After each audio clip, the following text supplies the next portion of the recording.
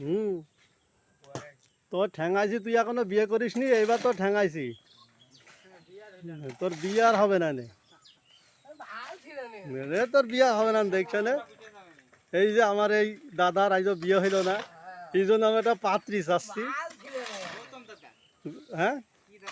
এই কি দাদা ক ও কাজ করে করে খুন হয়ে যাচ্ছে কিন্তু বিয়ে হচ্ছে না যদি কোনো সেরকম মেয়ে থাকে তাহলে প্রস্তাবের জন্য যোগাযোগ করুন সে আপ নাম্বার কত